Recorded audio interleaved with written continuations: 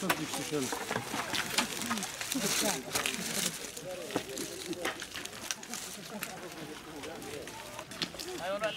Allah. Ben onu oraya bıraktım.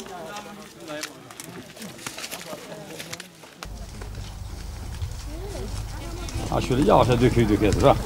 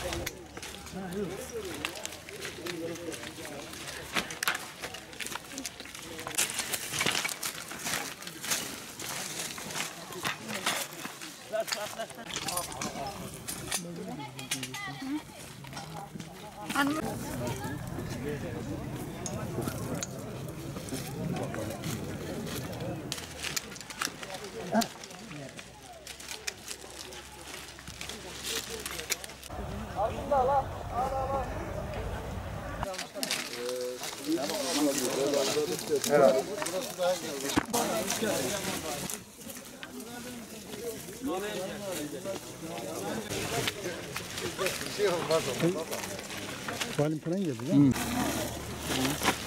Bu kakao.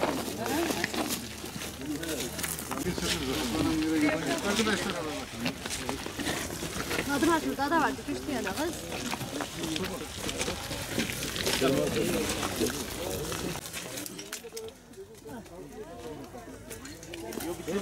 Bana bakar. Dur kağıtları koysun. Ya da onda kağıtları koysun. Öyle mi? Siyah şu yarı.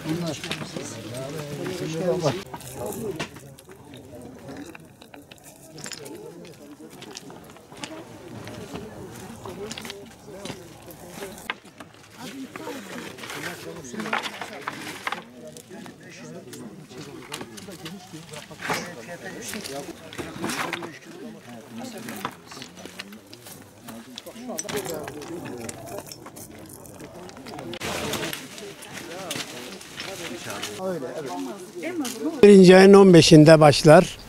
25'ine kadar sürer. 25'inden sonra toparlar. Depolarda ambalaj yapılıyor. Ondan sonra sezon 12. ayda kapanıyor. Yurt içi bu genelde. Urfa alıyor bir şey orada vatandaş. Bunun kurutması var mı? Var. Kurutma var.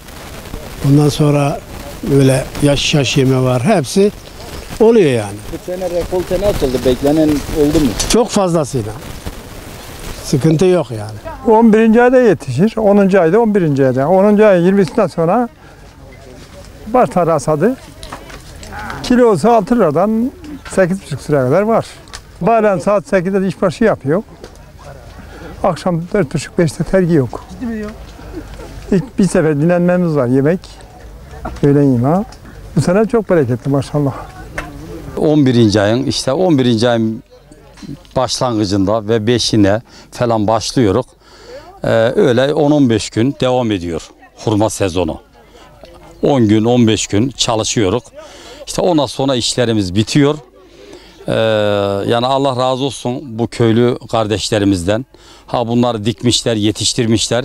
Ha bizim gariban insanlarımız da, kadınlarımız, gençlerimiz, büyüklerimiz, küçüklerimiz gelip çalışıyorlar, faydalanıyorlar. Beklenen iyidir yani buna şükürler olsun. Buna şükürler olsun.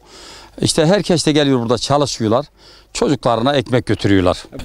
Buradan Urfa tarafından tüccarlar geliyor. Konya tarafından, efendime söyleyeyim Mersin tarafından, Kayseri tarafından, Malatya tarafından tüccarlar geliyor. Burada bahçeleri kimisi kilo hesabı alıyor ki bahçede hurmayı, kimisi de kabala alıyor.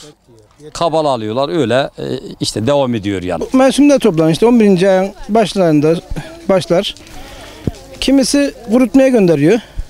Kurutup satıyor kendisi. Kimisi işte tepe oluyor, Bunu biz belli bir zamana bırakıyor kış ayına. Bazı da hemen karpide vuruyor. Hazır satışa sofralık da var, kurutma da var.